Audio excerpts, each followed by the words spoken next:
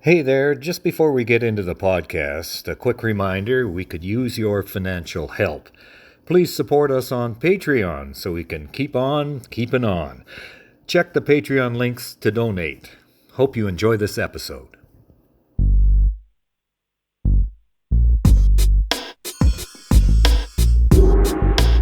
Hi, welcome to Talking Books and Stuff, the program that talks all about books and writing and stuff.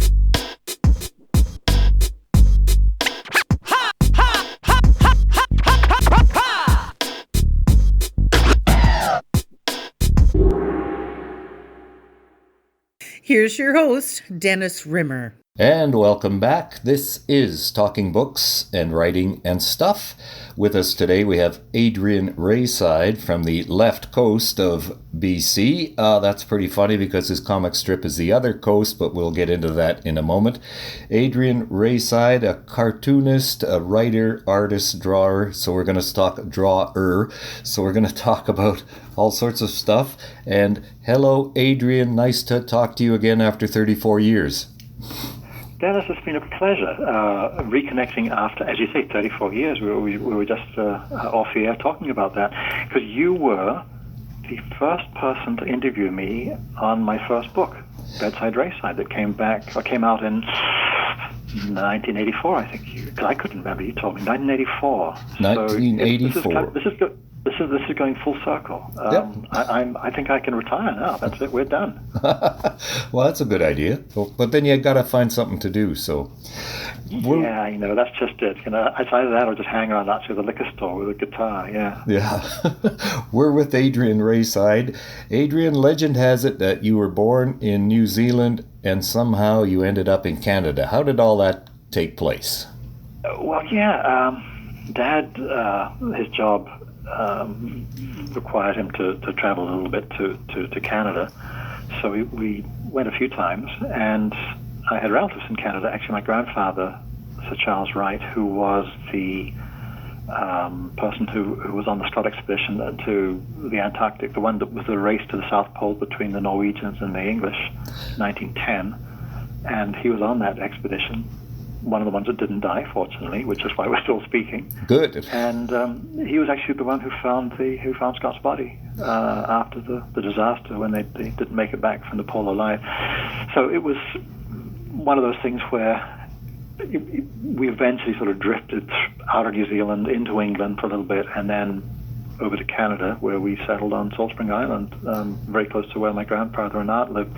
So it was very, very pleasant. And it was a darn good thing too, because I can't think of any place in the world I'd rather live than here in Canada. If you look at what's going on in the world today, it's like, thank goodness we immigrated here in, I think, 71, 72. So it's a lovely country.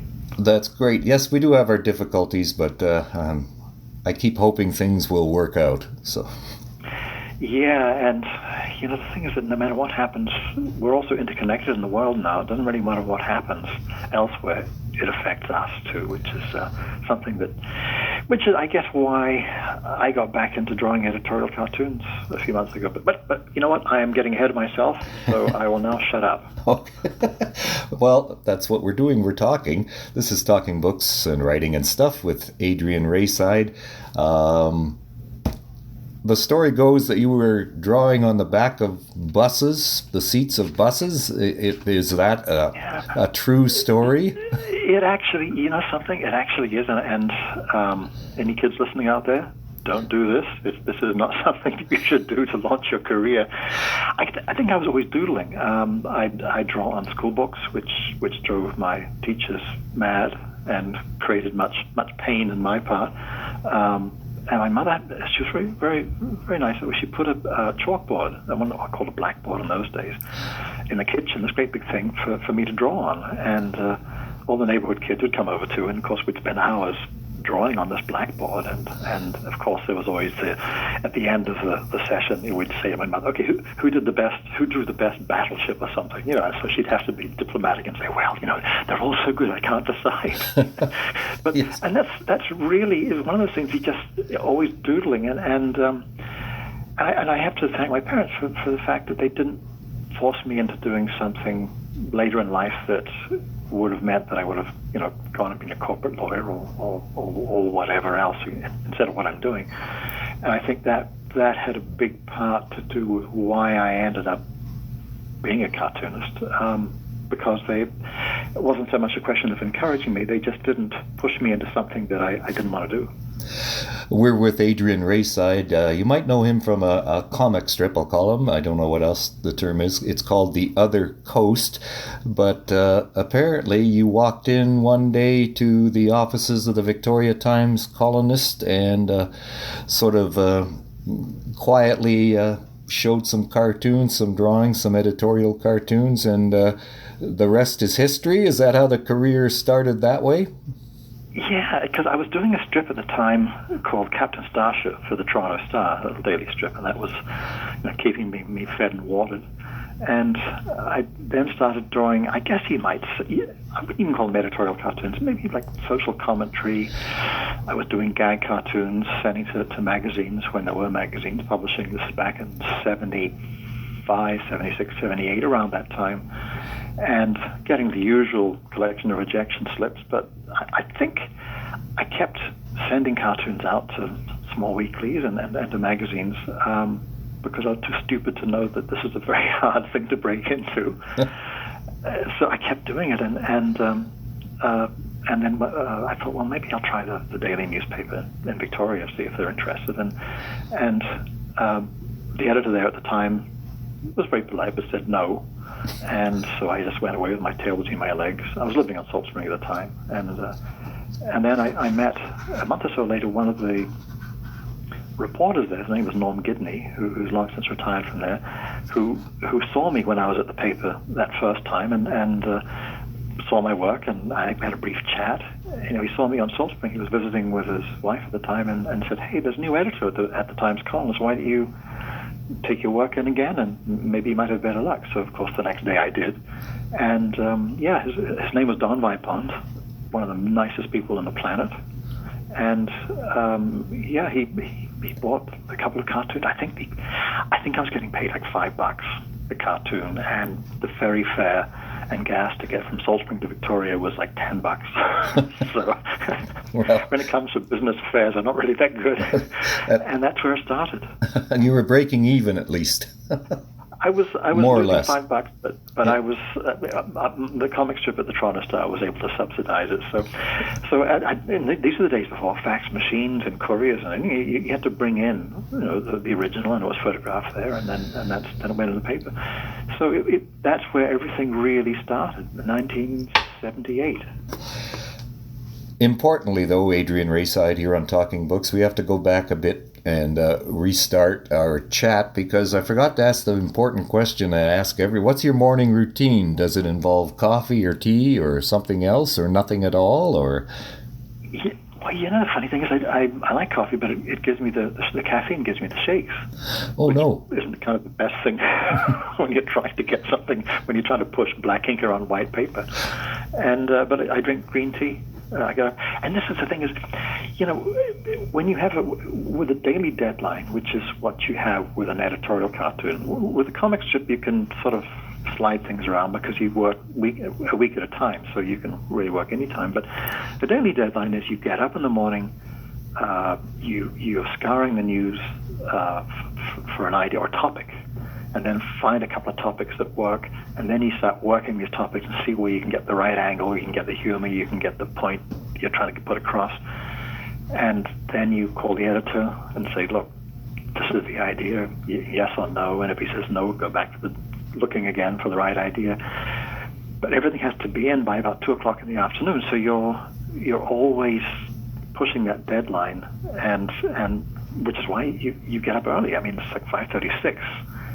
And even when I took 4 years off drawing editorial cartoons, and even during that 4 years, I'm still up at 5:36.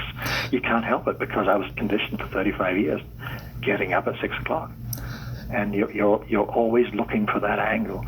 And the thing is that I guess what you're always trying to do is you're doing that. You want to do better than you did the day before.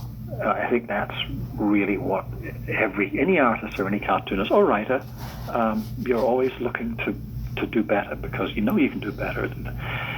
The day you say, "Well, that's the best cartoon I've ever drawn," maybe that's the day you should stop. Because you're always pushing your.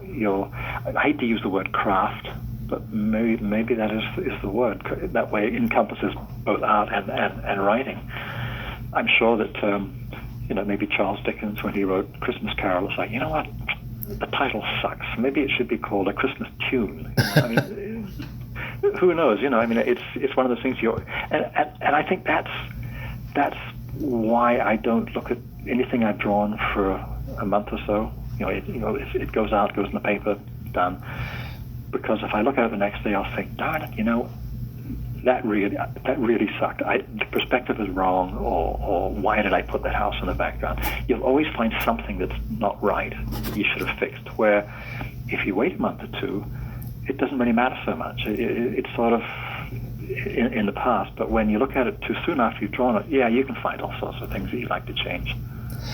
You're a cartoonist, but it's also writing is involved, because you have to come up with the captions or the cut lines, whatever the technical term is, and the dialogue in the other coast. Did you start out always drawing as a youngster, or were you a writer, or did you read books much? What was your childhood, your formative years? Maybe you could describe those to us. Sure. Growing up in New Zealand, I was born in 1957, and there wasn't even a television channel till I think I'm going to say the early 60s. But of course, one channel, I think it started broadcasting at 5 and ended at 9 or something, 9 at night or something. But of course, nobody could afford a TV set anyway. So as a result, as a kid, you read a lot, and you played board games or things like, or you just went outside and played. Living in New Zealand, things, because it's so far away from everywhere, anything that's imported is very expensive tax-wise and import tax-wise, whatever. So toys really weren't a big thing in my life, just because you didn't really have that much in the way of toys. And money was always, I think money was tight for everybody in New Zealand. It's back then, I mean, it's a very small country, and sort of nobody really cared about it back then. So as a result, it was you were pretty self-sufficient. Most people were self-sufficient. They did their own baking, had chickens. It was. So as a result, everything was you did yourself. And in fact, because of the high cost of kids' books, my mother used to write her own kids' books and read them to me and to my brother. And so this sort of, and then of course, why don't you illustrate some of them, that kind of thing, and it was, and at the time, my father, just as a hobby, had an old printing press, so he'd typeset some of these kids' books. Dennis the Dragon was one of them, and print them, and then I'd sort of scribble on them, and so that's sort of my first introduction into actually how a book is made, apart from just reading it. And just as an interesting aside there, one of my mother's stories was called Dennis the Dragon. It was about a smokeless dragon. Well, thank you, yes. Honestly, this is before I met you, honestly. Anyway, so, it sold a few copies, from his little private press. And years later, when I made a multi-book contract with, it was Doubleday Canada at the time, which is not Random House.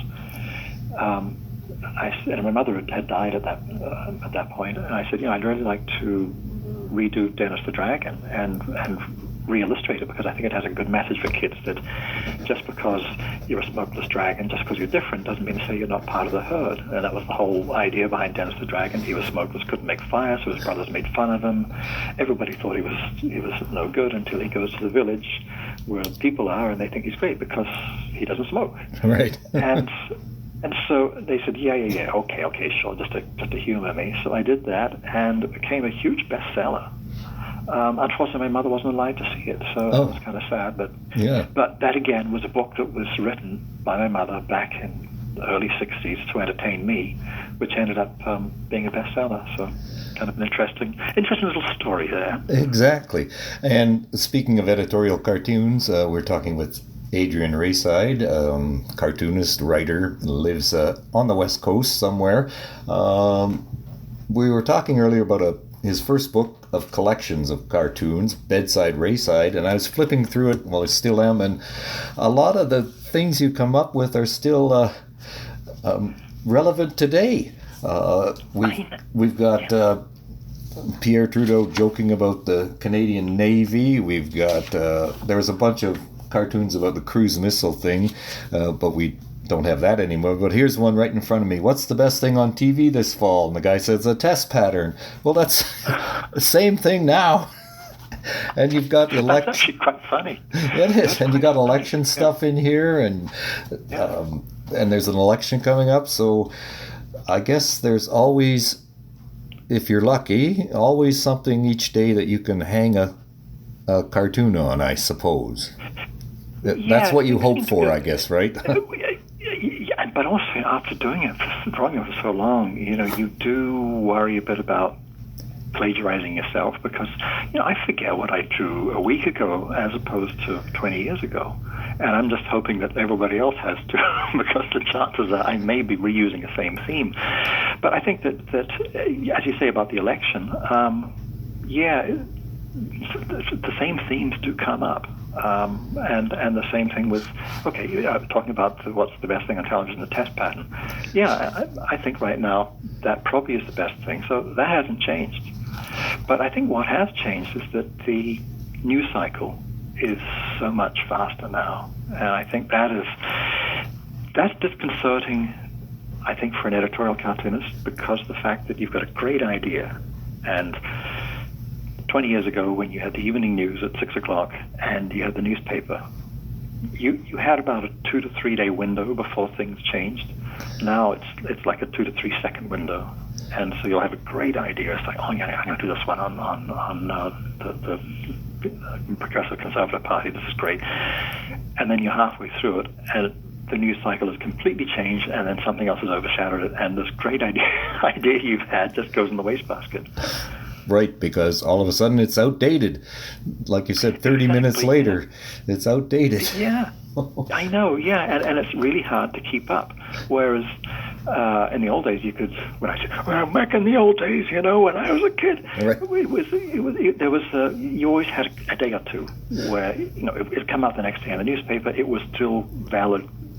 Day after that, yeah, maybe not, but at least you got that 1 or 2 days out of it. Now it's like, nah, it's gone. It's history. I mean, I've got cartoons I've been working on the last few weeks that I've drawn and didn't put them out, and that's it. They're just sitting there. It's too late, and I'm just sort of thinking, well, maybe 10 years down the road, it may work. It may come back. Oh, yeah. They may come back, yeah. This is Adrian Raeside here with us on Talking Books and Writing and Stuff. I'm your ever-genial host, Dennis Rimmer. And is it true, are you still, Adrian, the treasurer of the Saskatchewan Tidal Wave Observers Society? I don't know where that came from. Somebody wrote that. And I thought it was very funny. I don't even know where that came from. But it's very funny. And you know something? But I'll tell you, Dennis, if a tidal wave hits you, I'll be there. I will be there. I'm there for you. Very much. Adrian Raeside. Again, I have no idea who wrote it. So. What sort of work schedule do you adhere to? The funny thing is, it is, I know it sounds stupid, but it really is 7 days a week. There's always something that has to be done, whether you're working on the strip, editorial cartoon. I think part of it is you're always in the back of your mind looking for that idea, because with a comic strip specifically, it's like working outside a black hole. Everything you do gets sucked out and it's gone, and you've got to come up with something else and it's sucked out and it's gone. As I used to say, hey, you spend hours on something that ends up wrapping fish a day later. Yep. You don't see too many editorial cartoons on the ceiling of chapels in Italy. If you know what I mean? They tend to sort of disappear pretty quickly. So even if you finished, for example, about 5 minutes before you called this morning, I got the week of the comic strip for the week of October 7th out the door. But I'm already working on the week of October 14th because I work, 4 to 6 weeks ahead. So it doesn't matter, even though it's gone, you can't sit back and say, well, that was great. In other words, if I was Jackson Pollock, I could say, well, I just dumped a whole bucket of paint on this canvas and I'm done till next month. Right. No, you're on immediately to try and find something else. So that's part of the reason why you're always sort of kind of on. And so even if I'm not actually inking something, I'm working on rough ideas for a strip or an editorial cartoon, and I wish it was so simple that I could sit down with a piece of paper and say, oh, okay, there's the idea, rough it out, and it's done. No, I can go through maybe, let's say I come up with 15 concepts, 15 ideas for a strip which is to do with a dog sitting in the car outside of a mall. Maybe 3 of those might work. Out of those 3, 1, maybe I'll go to a rough, and chances are 9 times out of 10 it's not going to work, so you look for something else. So you can go through 50, 60 rough ideas before you hit one that works. So that's really what takes the time. Just always looking for that, looking for lightning to strike. And believe me, it doesn't strike very often. And I think it's partly because with writing, I find if you're writing in a book, it's a question of one paragraph flows into the next paragraph, flows into the next paragraph, because you're working on a constant theme. Yes. Whereas with a strip and an editorial cartoon, you're bouncing from topic to theme to background to character. You go from drawing a cartoon on an alcoholic elephant to in a strip to doing a cartoon on Andrew Shear right after that. So there is no real consistency, which in a way actually keeps you fresh. Oh, well, there's also no time off, because your brain is always thinking of these things subconsciously, consciously, sideways. Otherwise, half the time you don't know if you're with other people or not, and then you'll sort of drift off and get an idea, and people are wondering what happened to you, stuff like that. Well, no, they just think I'm drunk, which is better, actually. Oh, okay. Don't explain too much. Well, it's amazing that the number of times you get an idea from something that somebody says. Right. It is quite interesting that things will trigger it. Somebody will say, "Oh yeah, such and such." I walked into a bar and I tripped over blah or whatever. And you think, wait on a second, what if it was that would? So the idea can actually be completely different from what this guy was talking about, but that's what triggered a chain of events in your head that you end up with what you have on a piece of paper. Well, it's like the question is always to writers or artists or filmmakers, where do you get your ideas? Well, there is no answer, because they can come from anywhere. Yeah. Exactly. And it's the same process, I think, no matter anyone that's creative, whether you're carving, writing, drawing, painting, it's the same process. It's just that the end result is different. And, I look at people who write detective novels and things like that, and think, wow, it's like, how can you keep all those characters in your head? How can you keep all those themes? And for me, I ask them, where do you get your ideas? Right? I can say the same thing, because it's a different total creative process, but at the same time, it is the same, which sounds kind of strange, but it's a different process, because you're juggling 50 characters where I'm just juggling one at a time. Yeah. We're with Adrian Raeside here on Talking Books and Writing and Stuff. What do you have out there that we can find? The strip that we read religiously in our house is The Other Coast, and then you have a weekend version of that. And what else do you have out there? Well, I've started the editorial cartoons again, Dennis, yep. About 3 or 4 weeks ago, and I'm kind of enjoying it. And I'm not sure how. I'm not putting them in newspapers. I'm just doing it online on my Facebook pages and on my website. And it's just to see how I like it, and I'm kind of enjoying it after 4 years. I wrote a book called Return to Antarctica, which is on the Scott expedition. I went down to the Antarctic in 1910 I was down there. In 2008, I think I went down there and went to the Antarctic and saw where the huts are still standing from 1910 and stuff like that. So I wrote a book on it, and that came up. It's out of print now, so there's an ebook version coming out in the next few weeks or so, and I've got a young adult book called The Red Rocket Railroad Company, which I've just about finished, and that's coming out soon. And I think, again, as ebook 2, I think I have a book called Dogs, an Owner's Manual I'm working on as well, and there's a book which I've been fiddling with for a long time called Moving to Canada, a kind of a not so accurate guide but to people that move to Canada. So there's a number of books that I'm fiddling with, because you know what I like about a book is that it's more permanent than something that's in a newspaper that, like I say, wraps fish the next day. And I'm sort of leaning towards that because of the fact that you can finish a book and you can at least step back and say, okay, that's done. I don't have to do another book exactly like it. I can do something else. So, and I'm also experimenting with the whole ebook system, whole Amazon, Kobo, Apple iBooks, or whatever they're called, because I think that, much as I hate to say it, I mean, I don't read ebooks. I prefer to have a book in my hand that I can pick up and have 7 books I'm reading at the same time. But it seems that there's so many people now have these e-readers, and they like that. And I'm thinking, okay, well, I'll try that. Let's see how it goes. Again, trying the new technology. If it works, great. If it doesn't, well, that's okay. At least I tried it. At least you tried it. Adrian Raeside is with us. Started off, we met back in 1984, and it was mainly editorial cartoons that he was noted for at the time in newspapers.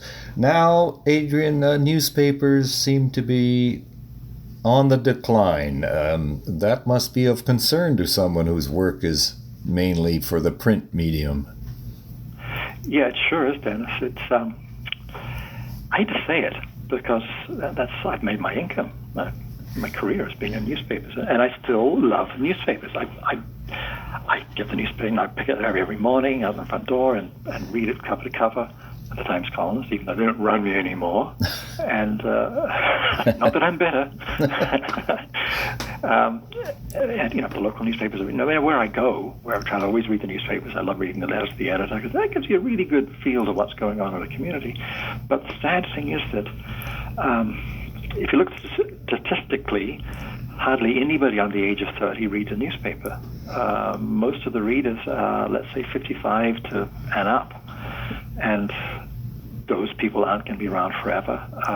Advertisers are fleeing newspapers in droves and going online to Facebook and whatever else is out there. And it's now I understand why newspapers are letting go of cartoonists and cutting comics pages and letting go reporters, because once the advertising revenue goes and the circulation revenue goes, there is no money. And do you know where it all started? I understand this whole slide started with Craigslist. All of a sudden, overnight, the classified ad sections went. And that was a big moneymaker for newspapers. Right. They always talk, the newspaper people say, the classifieds was what, it was a cash cow, because you could get like hundreds of dollars per page. I know. Yeah, it was all revenue, that page. But a funny story. There's a funny joke. There's of course, now all the Scottish people are going to hate me, but my father was Scottish, so I can get away with it. Anyway, Scottish lady walks into the classified ad section of the newspaper. This is when there was one, and she said, "I'd like to place an ad in the obituaries column." And the lady behind the counter said, "Certainly, ma'am. What would you like to say?" She said, "Well, how much is it?" And the lady said, "Well, it's $2 a word." The Scottish lady said, "Okay, that's fine. Okay, I know what I'm going to say. McGregor dead. And the lady behind the counter said, well, that seems kind of short. She said, we have a deal right now. 5 words for $6. And the scholar says, okay, all right, fine. How about McGregor dead, Volvo for sale? I always like this story. But this is what's happening now. So as circulation goes, then the newspapers can no longer, as circulation drops, the amount that a newspaper can charge for advertising has to drop too, because it's all tied to circulation. So as advertising revenue drops, then they have to find other ways to cut costs, which mean they have to cut features, cartoonists, reporters, whatever. Yeah. So it's a spiral to the bottom. And unfortunately, it's like you can sort of see the end, which really is bothersome because, most of my income comes from newspapers. So right. I'm thinking, though, of starting some kind of blog or vlog or something about books. I'm thinking, oh, no, you already got that one. That's very sorry. No, I won't be doing that. Well, it's a podcast. Everybody has a podcast these days. Apparently, there's. I don't know how to call. Yeah, I don't know what to call them. Right? It's like one of those things. It's like I'm so untech savvy that I only learned what OMG meant the other day. I had no idea. Oh my gosh, you are behind the times. I know. It's so bad. Adrian, we're going to have to wrap it up pretty soon here. Where can we find your website, your Facebook, that kind of stuff? It's Adrian Raeside here on Talking Books and stuff. Where do we find your online presence? Okay, well, I have my website which is in the process of being rebuilt, but everybody says that. It's raesidecartoon.com, RAESIDE cartoon singular.com, and Raeside Cartoons is on Facebook, which I post every day. Oh. But social media is a mystery to me. It still is, and I'm getting used to it. But and also Adrian Raeside, there's a Facebook page there too. So if people want to follow me online, but you know what? I hope that they buy the newspaper instead and support the newspaper.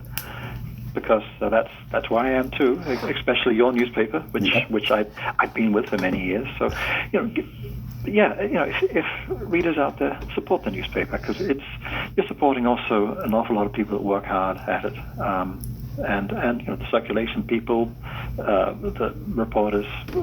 These people all have families, and it's sad that it's a medium that will probably end up disappearing. Yes, and on that pleasant note, I feel really good today now. Thank you for calling. I'm going to go and hang myself. No. You know what? Hey, you know what? I look back and think, hey, what if it was, what if I was making barrel staves, 100 years ago, or I was making wooden wheels for carriages. Right. Things change. Or a telegraph operator 100 years ago. That was a pretty top-notch job. Absolutely, yeah. So or I was in a factory making 8-track tape players.